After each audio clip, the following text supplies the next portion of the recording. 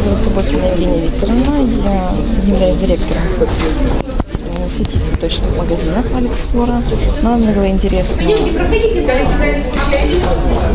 данное предложение торгово-промышленной палаты, поучаствовать сегодня в данном тренинге тем, что мы сами сейчас занимаемся с рекламой своей организации, внедряем какие-то новые технологии, новое мнение, то есть ломаем старые вещи, то есть какие-то есть определенные традиции в рекламе в Вологде, что надо вот это вот делать так, а здесь надо делать так. Мы сейчас все делаем наоборот и видим результат. Хотелось вот как раз подчеркнуть что-то новое, и новое я подчеркнула для себя, записала, думаю, в ближайшие дни уже сделаю. Ну и это все очень интересно, когда идешь, развиваешься, то слушать других людей, особенно умных, очень надо. Все.